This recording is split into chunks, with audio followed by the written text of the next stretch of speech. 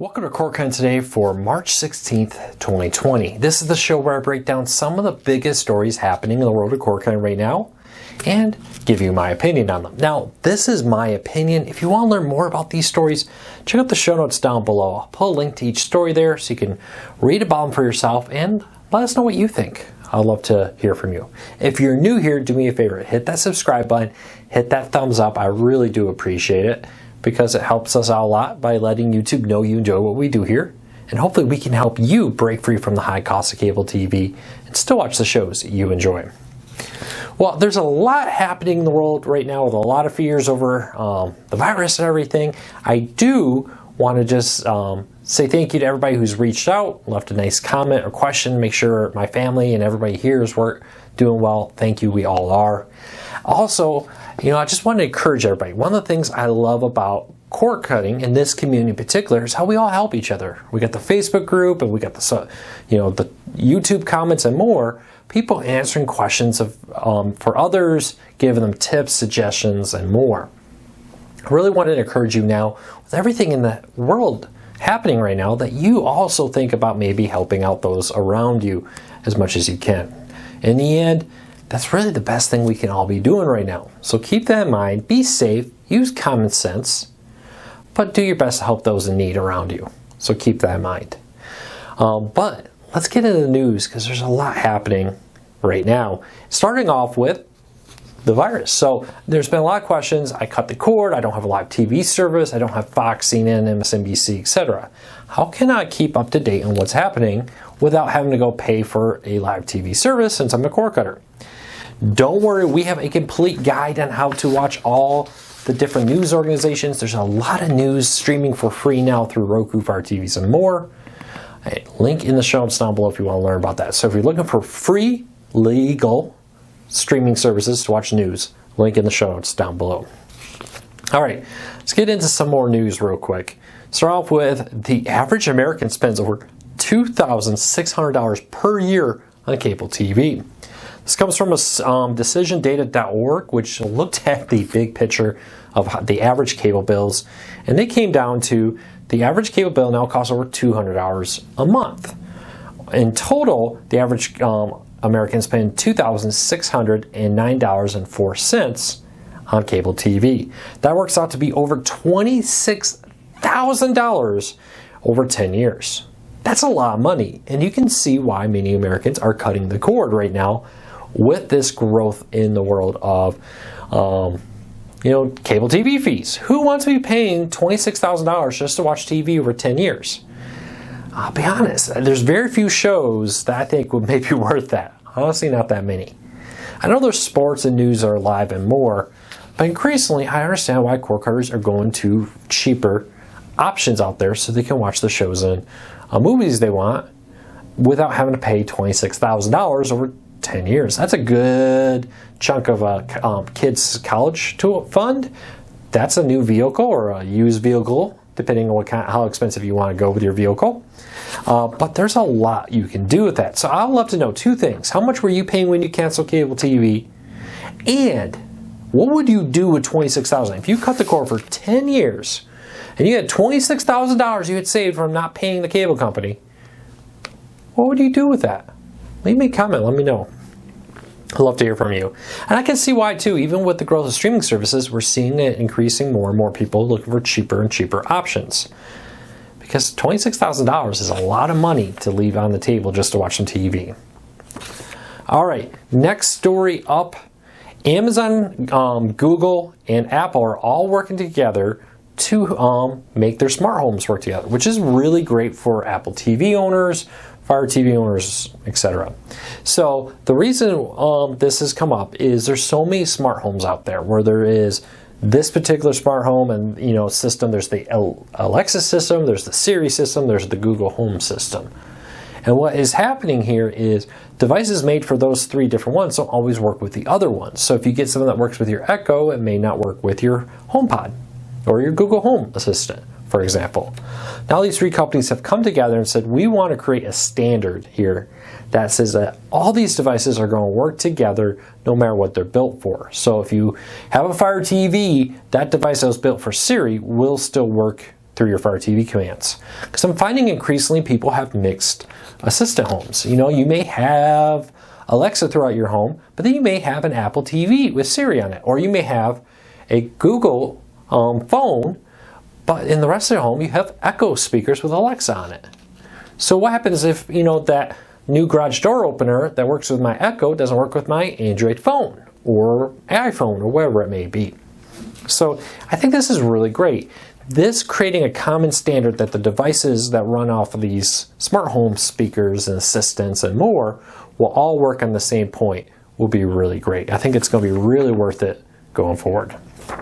But I'd love to know, are you a mixed assistant home? How many different ones do you have? I was kind of thinking about this. I have a Fire TV. I have Echo speakers. I have an Android phone, a Windows computers. I got, you know, Apple TV. You know, how many do you have? I'm probably not a good example here because I test this stuff out. But how many do you just have around your home? Are you completely sold into maybe the iOS, Apple TVs, Siri, etc.? Are you 99% sold into Google, Amazon? I don't know. Let me know. I'd love to hear from you.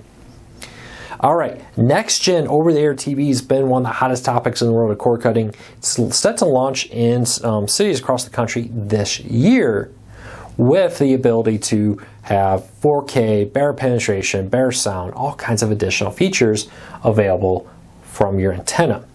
Now, out there, we've got a few that come out. Nexstar and Meredith have announced that they're going to join in with Sinclair and others to bring 4G OTA TV, or 4G next gen ATSC 3.0 TV to Portland, Oregon.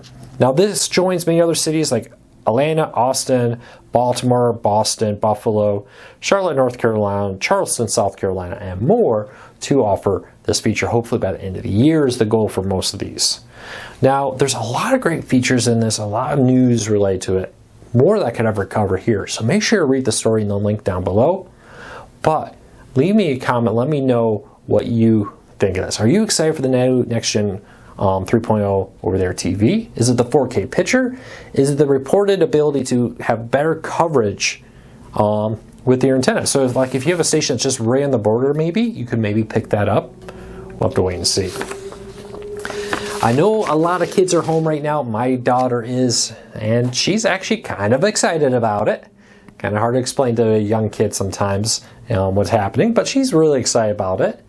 But mom and dad are like, okay, now we got a whole nother week to fill with what are we going to do? What are we going to keep them interested in?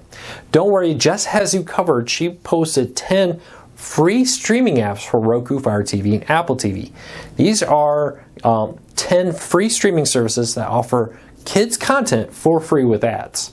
Now the great news about this is I know you probably already have a couple streaming services, but at some point kids they like variety. At least my kids do. So check out that list down there, and if you have a legitimate service that comes from one of the official app stores you want to suggest, leave us a comment on that story. Let us know what you would add to that list. I'd love to hear from you. Speaking of free services, Pluto TV is launching in Latin America. This is a huge part of their huge expansion to roll Pluto TV out around the world to different markets. And last week, Pluto TV announced that they have partnered with 55 content companies to bring Spanish language content to Pluto TV in Latin America. This is great. I hope to get a lot of emails from our Latin American viewers and readers. We love your show. A lot of the stuff you talk about isn't available down there. Pluto TV is coming. Hopefully it comes to Canada very soon. I hear you from all of our Canadian viewers. I know it's not there yet. It's a great service. I know many of you want it. Hopefully very soon. But if you are in Latin America and you want to see the 55 services that are coming, or content providers that are coming to Pluto TV Latin America, check that link out in the show notes down below. Now with all the fear happening of the virus, a lot of people are like, hey, I'm self-isolating.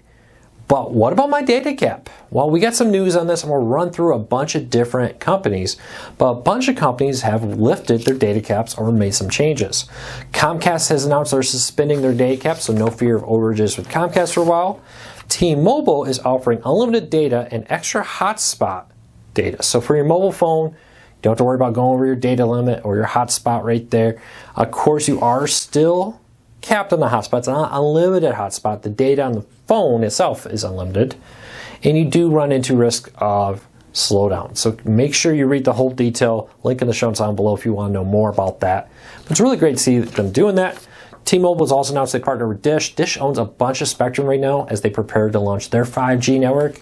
Dish and T-Mobile kind of a joint partnership right now because Dish is buying Boost and networks are being changed. Well, Dish has announced that they're going to give for free to T-Mobile some extra spectrum to help them deal with the increased demand that is currently set aside for Dish, but they're not quite ready to use it, so they're going to allow T-Mobile during this time to use it. So hopefully that helps your T-Mobile phone not slow down.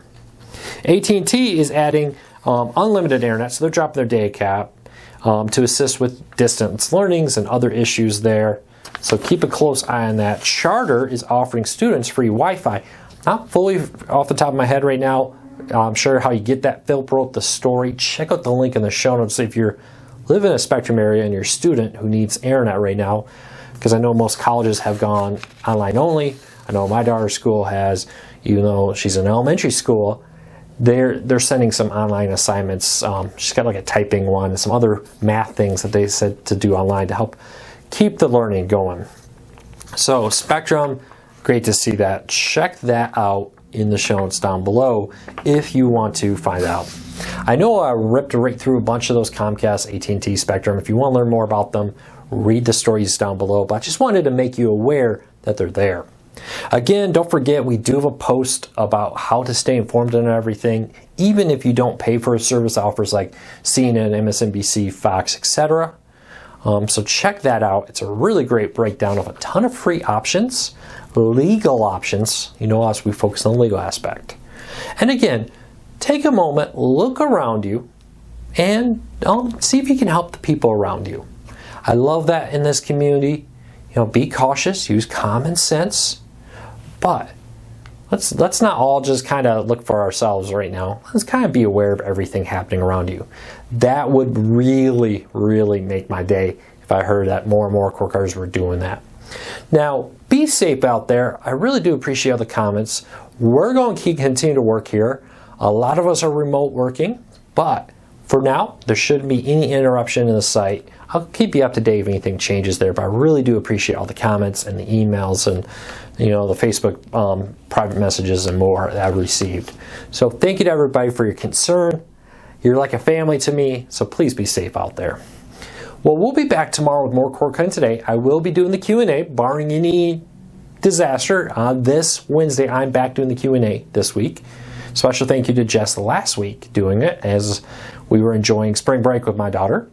So I hope you all have a fantastic week. Hope you all had a good weekend. I'll see you real soon. Be safe, everybody, and take care. Let's not go crazy here is the only thing I would like to encourage you. And real quick, don't forget, corecarsnews.com. If you're new here, hit that subscribe button. Hit that thumbs up. It really does help us. And hopefully we can help you break free from the high cost of cable TV and still watch the shows you enjoy.